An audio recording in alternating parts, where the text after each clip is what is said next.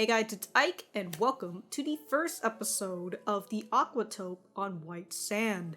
Is this the Yuri of the season, or am I just using Yuri quite loosely? I don't know, but I will say I saw this previously before it started airing, and I saw the trailer for it, and the first thing that came in mind, which let me take you guys on a little journey to right here specifically, it certainly reminded me of a tropical fish yearn for snow, which actually made me laugh a little bit, considering that the episode 1 title is The Tropical Fish Ran Away. But if I remember correctly, it is about an idol who decided to not be an idol anymore, and she is now going to be working at an aquarium. So it shares that similar trait in terms of the setting, but instead of where the tropical fish yearns for snow, that is based on high school and a high school aquarium. This is a full-on aquarium. So yeah, I am can't say I'm excited, but I am interested. So I have the full-length reactions on my Patreon page, which you can check out in the description down below or in either one of these corners. There's also my Discord server as well, which if you ever want to come on and talk about some Yuri stuff or just catch the videos a day early, because I tend to post there a day early because, you know what, screw bots and doing automatic stuff. I just post it on the videos when I have it out, and usually it is a day or a few hours early. Anyways, that's about it for the whole plugging sesh. Other than that, let us get started. I completely forgot who was the one animating this. Currently having JC staff in my head right now, but I don't think it's... I'll check it after this. It's a cute cat. There's a tribal child. Do what's right and everything will work out.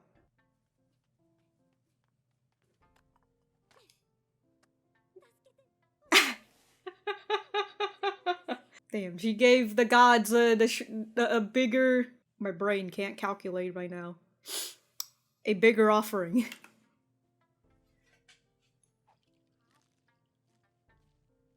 Is this the god? It's not just a tribal child? Or maybe she's just stealing the offering. Those are the first shoes I bought in Tokyo for your... Oh damn, dancing on high heels. Well, oh, you're still alive. You still got chances to use them.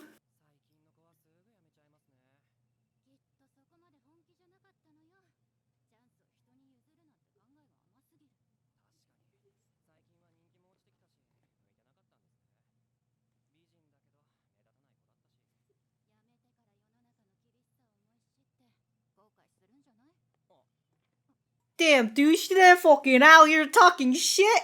Oh, snap, dude. Hold on. She's naive if she thinks she can get away with giving up her opportunity to someone else. I like her haircut, though, despite her talking shit.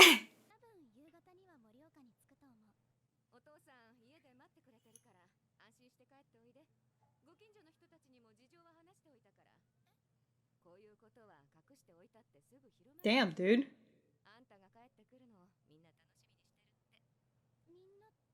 Everyone.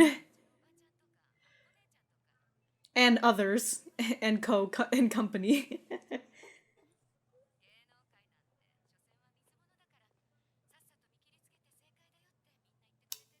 Oh my god. How about we just not talk about it?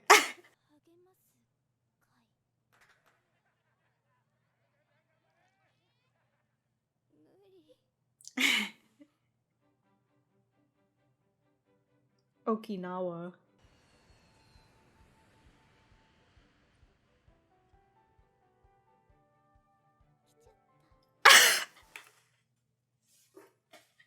She was going to go to Morioka. Morioka. And it's like, oh fuck, dude, they're throwing me a party. I ain't got time for that. I'm gonna go to Okinawa instead. That's some fucking introvert energy right there. I hear Morioka and all I think about is that teacher from Persona 4. I've been having Persona 4 and Persona 3 a lot in my mind. Also, what kind of party is this where you still have to serve people drinks? Ain't got fucking time for that.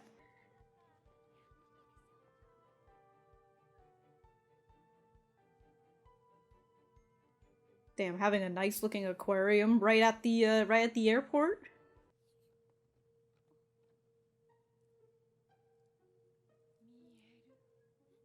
God, another fucking fortune teller.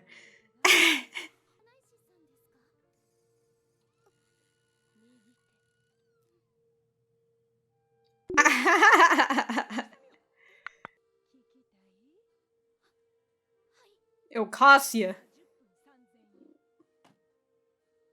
Damn, right to the T.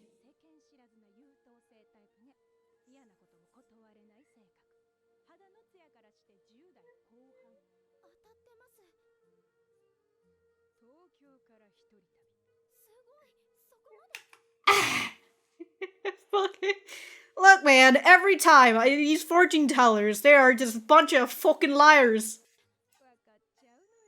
Look at those eyes.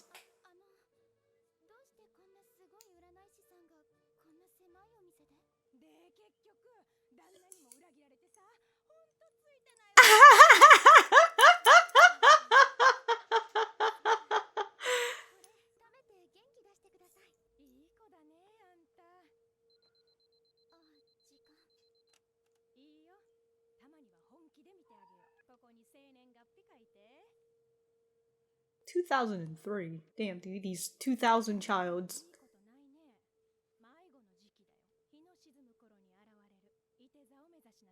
Head towards 3,000 yen. How much was that? Fucking 30 bucks around there? Meet once and we're siblings. Well, that's nice, but like... Fine.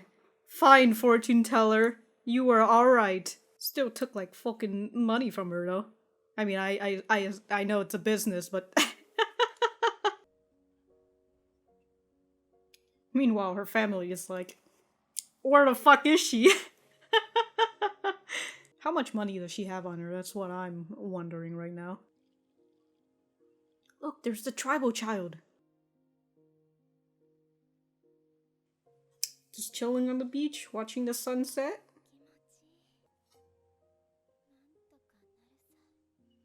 What are these, bones? And now she's just asleep on the beach.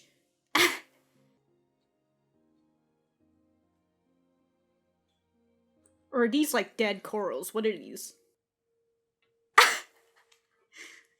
Dude, you're just part of a freaking ritual.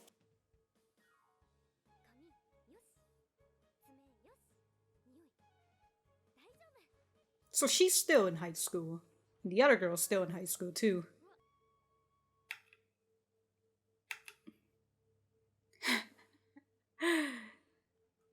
Hey mom, I slept on the beach at Okinawa. I forgot I promised to stay over at a friend's place. Okay.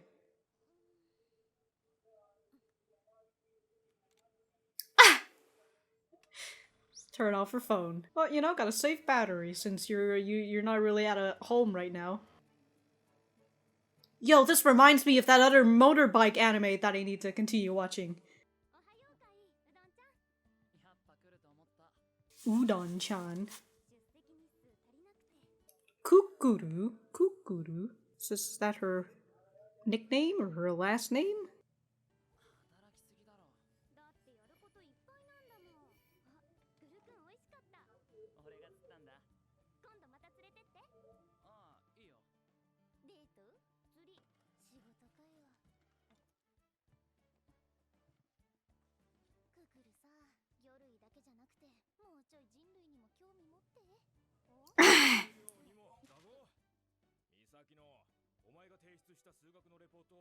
Squid raising journal.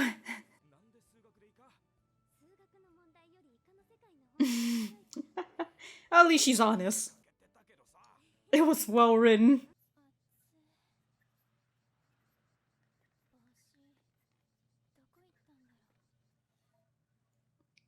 Dude, the tribal child took it. And she probably is the one who put all those corals on you.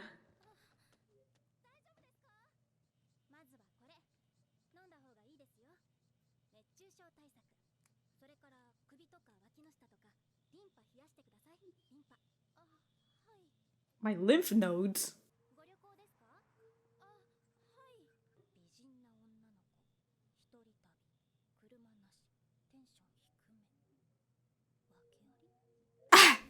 Is something wrong with her? Ah yes, no better than staying at the aquarium.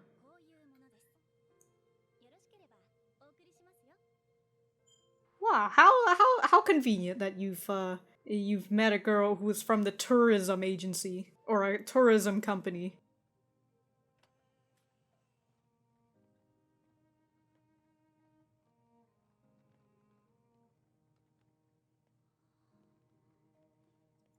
Man, she's really going into the aquarium with her entire luggage. Those are nice though for like the kids for being able to climb in and go through the little see-through glass and just like it just feels like you're inside the aquarium.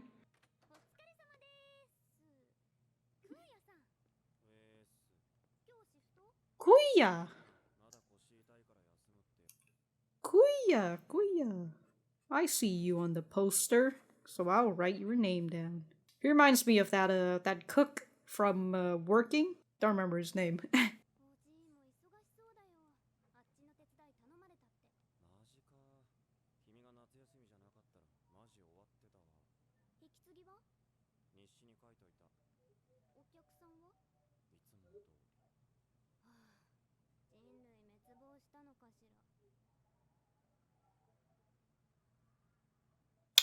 What's important about that date?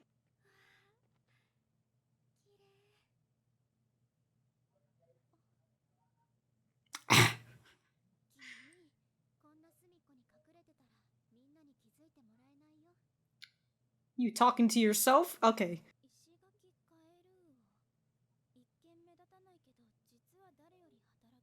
But the heart is working.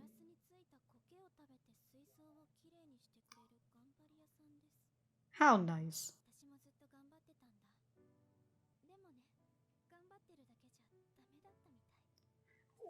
Well, when you're in the idol industry, being standoffish, I don't think that's the word, but you know, standing out is a lot more than just pure hard work.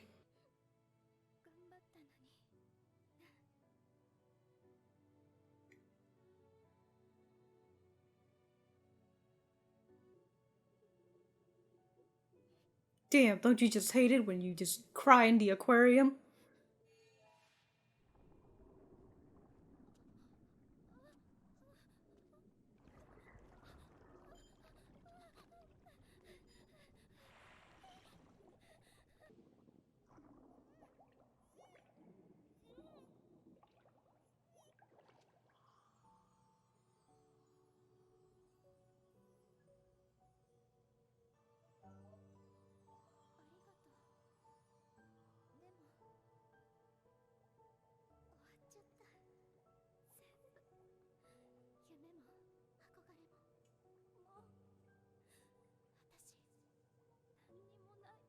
What are you, still in school? You still got time.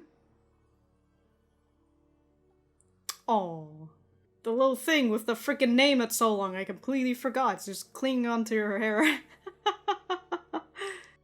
3D models, Fred. It's looking pretty nice. I really like it. For the fish, I mean. Dude, she fucking zoned out for like minutes.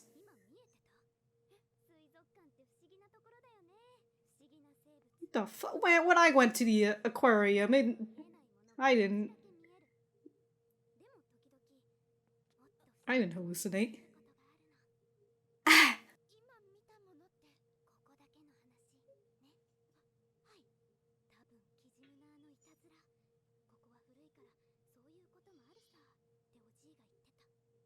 Akiji Muna. Huh. That also, I suppose that also brings back with her saying, you know, she worked hard in the idol industry, but towards the beginning when she was going to hand off her whatever for her quitting process, she hears the low manager or people who work at that agency talking mad shit on her, and how I'll have to go back, but I assume it was something about like how she's not much of a hard worker. You know, she's just she's quitting too early. Yeah. That sort of thing. Like she's not putting up enough work, and she's just probably like, whatever. I was just really here for the fun of it, and since it's not working out for me, I'm outie. See you later. So it kind of gave her a bit, put her in a spotlight that she doesn't see herself in.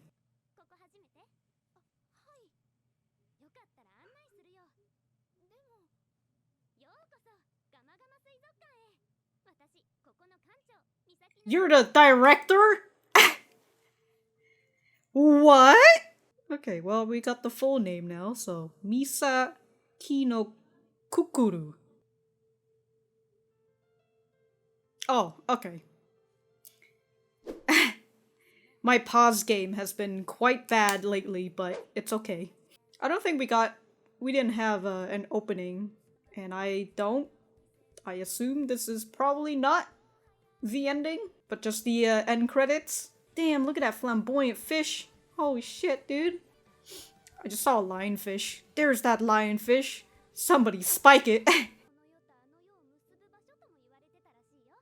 Oh, fantastic.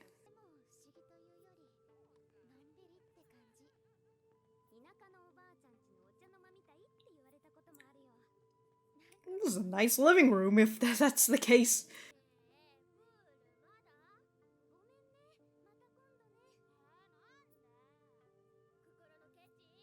Oh shit!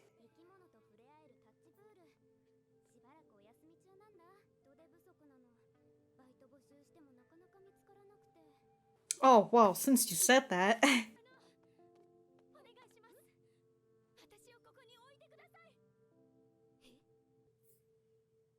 Well, you know, oh shit, it's about to start into the next episode immediately. Well, you know, you did say that you are in need of a worker, so if you provide her some shelter and perhaps food as well, she'll fucking work there.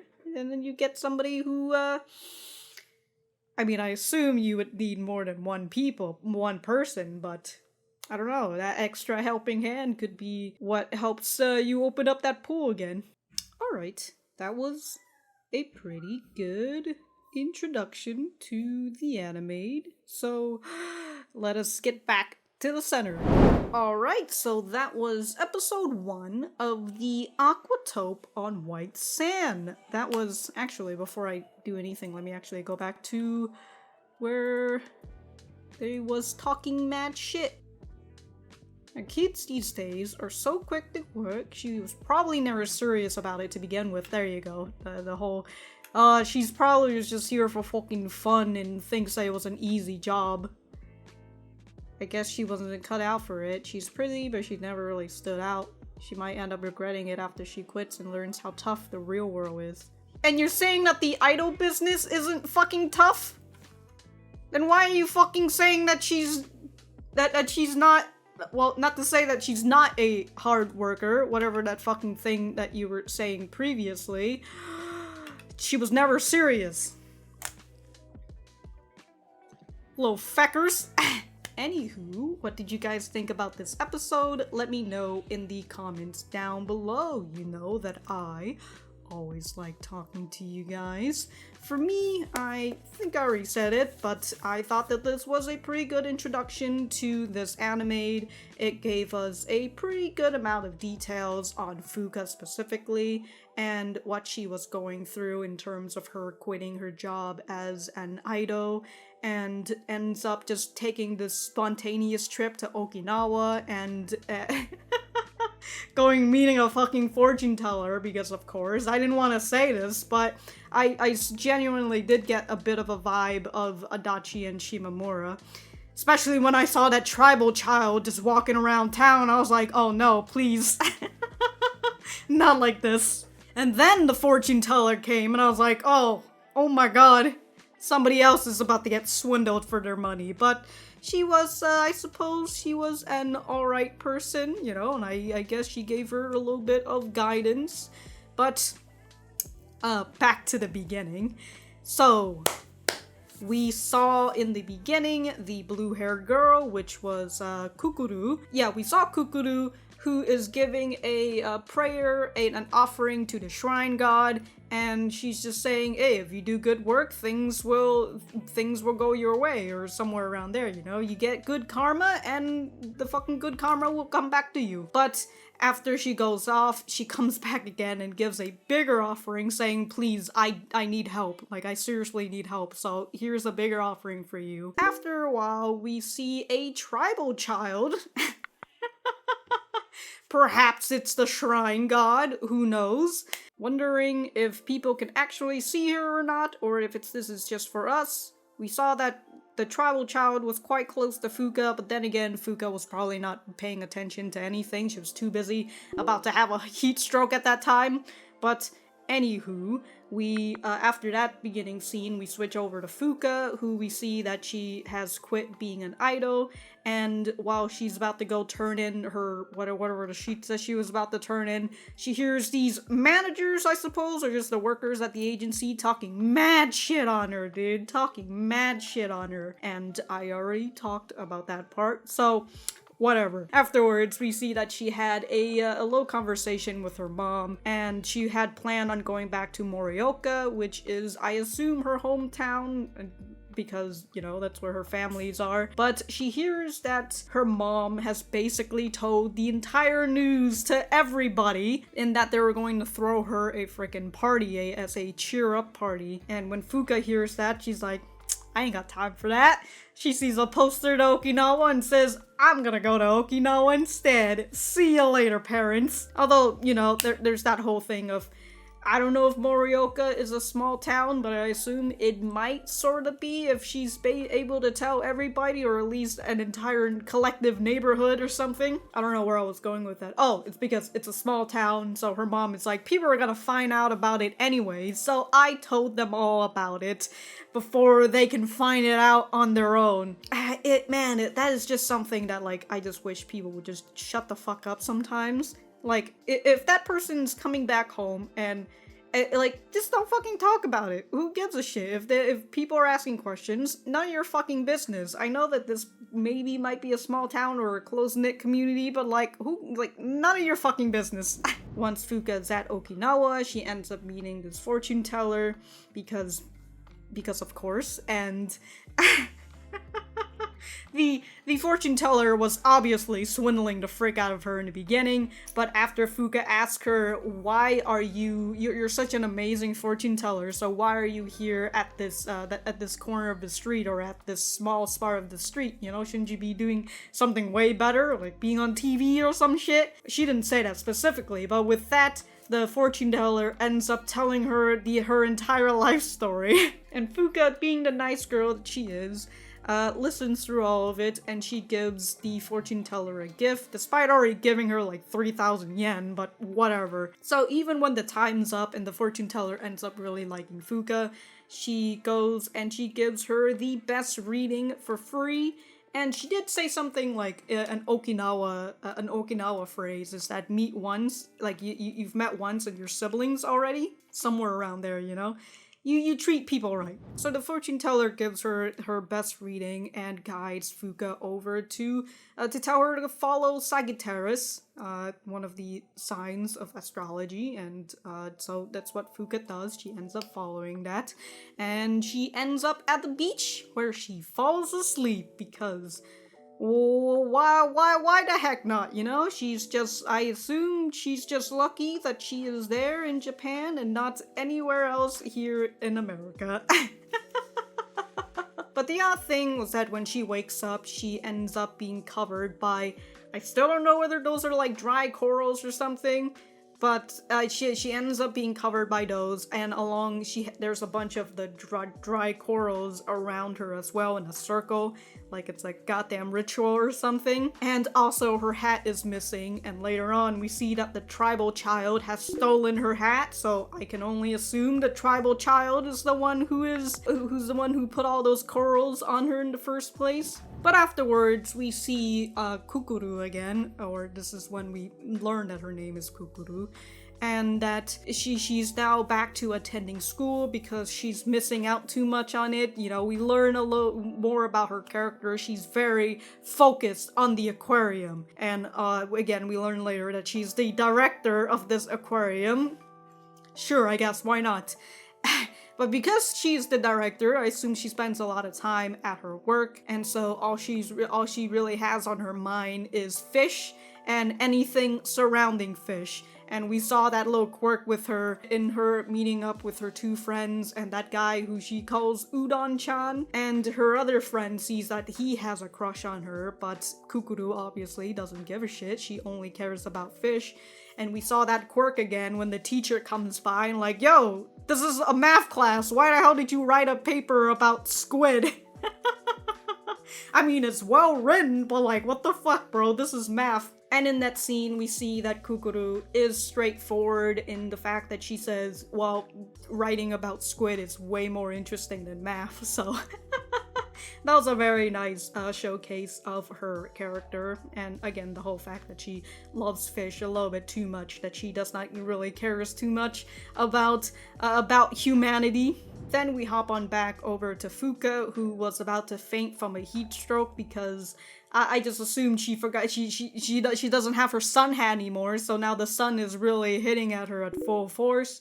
But conveniently, there is a girl who sees that she's having trouble and ends up helping her. And we also saw that she is a part of the a tourism agency or a tourism company, which was just freaking great. And we had a little bit of thought from her, who she's like, oh, she's this pretty girl who's all alone and she has no car.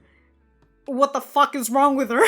Come on, man, a pretty girl can't be traveling alone and walking with no cars.